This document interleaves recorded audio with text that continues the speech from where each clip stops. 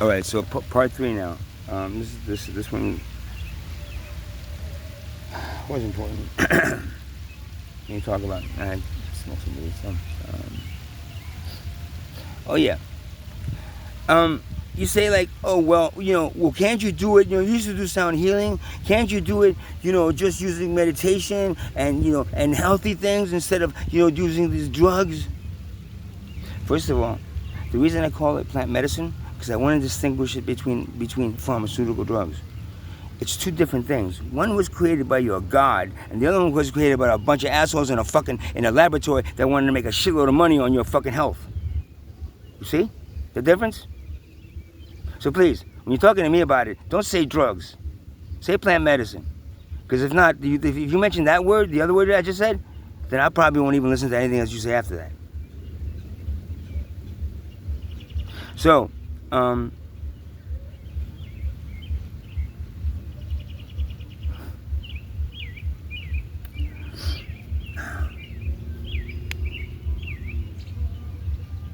can I do it? Why can't I do it? I did it with sound healing, but when I was doing sound healing, I didn't do this, but I did other things. I did mushrooms. I did weed. I did acid. I mean, even it was behind my girlfriend's back because she didn't. Once I did it in front of her and she was like, ugh. So I actually microdosed for a year and a half, taking small little pieces of it for a year and a half without her knowing.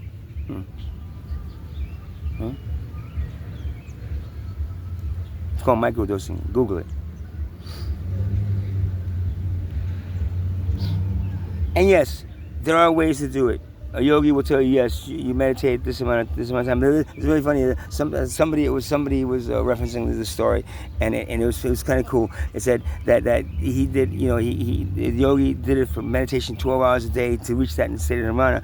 And I think it was Stanislav Grof, which he did LSD experimentation in the 60s. Did using breath work and using this other stuff. And later on, he developed breath work for it too, but. He gave the yogi a tab of acid, whatever it was, and he did it. And he came back and said, "Oh my God, yes, I reached it without any problem, any effort whatsoever. Especially if you know what you if you've been there and you know what to expect. All of a sudden, when it comes like that, it's amazing." And he said, the only problem is that then you have to take that, continuously. To do it while when I'm doing it naturally and I do it. Right. Exactly. So my thing is that doing it and then reaching that state, understanding where it is, and then finding another way to do it is perfectly fine. The problem is I can't do yoga out here being homeless. There's very few places that I can stretch out and and especially now without in the summer the grass is full of bugs, and the winter it's too cold, So but I've been doing yoga and I do stretch whenever I can. I've been doing yoga for years, man, and the sound healing that I do other types of music now. I play, instead of doing all the instruments I was playing, I play piano, I play guitar, I play drums, I play all these things that right now I'm feeling connected to, and that's sound healing for me. I reach it, but that doesn't mean that I shouldn't be able to partake in a plant that helps you along that path. So the yogi never experienced it. Experienced the way he did it, and then when he experienced it, he was like, wow, that's great. But I've took me years to develop it. It took me years to reach that point, and I know that I can reach it without using that plant. So if that plant doesn't exist, and if it's not around or something, I know I could still reach it, and that's perfectly good. But there's nothing wrong with the actual plant allowing you to get there faster, and at least touch it and feel it, so then you want it, and then of course you're not gonna do it every day, unless you want to. But if you want to, you know what? It's not going to change a thing between you and the person that doesn't want to. You're both going to end up in the same fucking grave.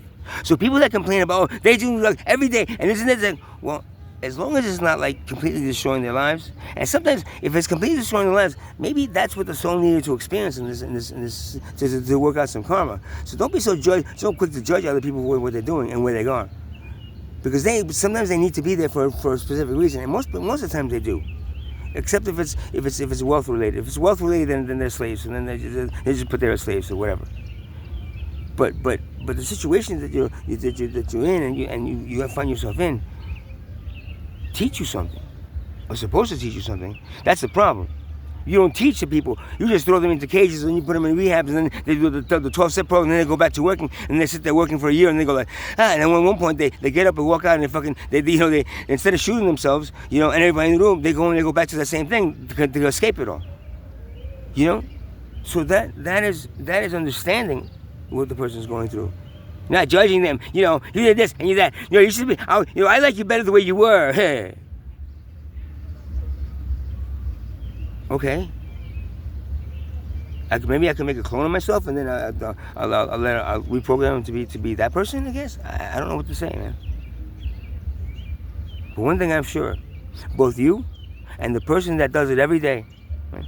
You and the person. Well, maybe the person that does it every day. As long as that person is healthy and knows what they're doing, I guarantee you, most shaman they partake in some plant medicine almost every day. Why? Because we were supposed to be there for you. We were supposed to know that when the tribe got sick, how the fuck to heal them. And how do we know that? Not by cutting up lab rats and dissecting them and figure out how they work. Or testing this shit on a whole bunch of animals and ourselves. We asked the spirit world, and the spirit world gave us the plants to use to heal them.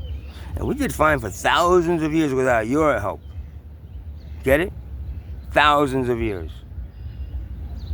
So I'm saying, right?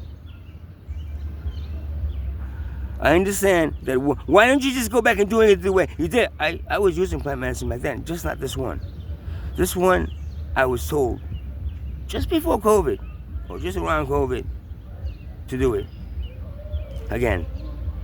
And when I'm told by the spirit world to do it again because you need it, then I follow it. Now you're saying, oh well, that's just the drug. He's just convincing himself to do it. No, it's not. I guarantee you, I'm not stupid.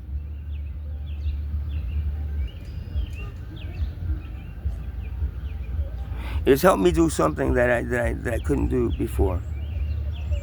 That Guillain-Barré syndrome that I almost died from 13 years ago, after Occupy Wall Street, was ripped away from me. This happened to bring it back in full force. And that's why my girlfriend didn't like me anymore. Because I was the activist that I wasn't for 8 years, for 12 years, whatever it was. 20 years, 8 years. I wasn't the activist anymore. I was trying. I was here and there, online stuff, but not really. Now I am. I can tell you right now, poverty fucking sucks. And I guarantee you, if it ever happens to you, you'll also understand how much it sucks, how much we can change it if we really want to. You see? We can change it if we want to. I can change it, but not by myself. But the majority of human beings on this planet are poor. And you tell me right now, if they wouldn't vote poverty to be eliminated, if they had to vote. And I can tell you right now how to eliminate poverty. By eliminating wealth. And having everything be equal, shared, and free. Equal, shared, and free. And then you have the fucking utopia, man. You have the fucking hell. Oh, this will never happen. Humans will never be able to do utopia because we're just animals in human form. What? Oh, human nature. That's not human nature. Human nature is love. It's love that created you, right? Yeah. The creative process does not have hate. It does not have profit. It does not have competition. The creative process has love. Boom, and you're there. That's what created you. Right? Human nature is love. Huh? It is not profit, it is not greed, it is not competition. Within your own species, you fucking idiots. You understand that you're competing with your own species? And you think you're evolving? You're not evolving, you're devolving.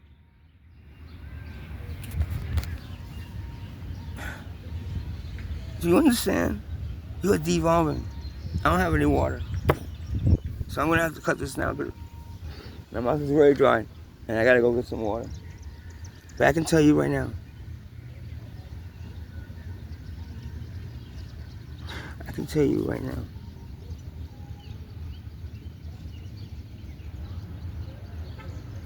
The solution to all or most of every problem that humanity faces is eliminating money, competition, greed. Oh, you're just talking communism or socialism. No! They both use money. I'm talking tribalism, where everything was shared equally and for free. And we all considered ourselves equal. Not rich, middle class, and poor. Rich, middle class, and poor. But it's more like little tiny rich, hey, middle class, and poor. Which is everybody else. The majority. And if they would vote, the majority would, okay, who in the majority wants to eliminate poverty? Eliminate poverty. Raise your hands. If you're poor, raise your hands, right? Eliminate poverty, right? You like being poor? The majority would win. Eliminate money, eliminate the wealth class, right? Eliminate the class system in general, and create an equally based system. Middle class is, I don't know, maybe, I don't want to be poor though. But wealth needs poverty. Because without poverty, wealth would not exist. Do you understand? Poverty does not create wealth. Right? Wealth creates poverty. Do you want the solution to poverty? Remove wealth and make everything equal. Does that scare everybody that much? Does that scare everybody that much to be equal to everybody else instead of, oh, I'm rich, oh, I got more, how much are you worth? You're all prices. Right? You're all prices except in the eyes of the wealth class where you have a price tag on your head. Because their wealth, right, overpowers your wealth. Because you made wealth more powerful than you. I gotta get some water. So you guys have a good night.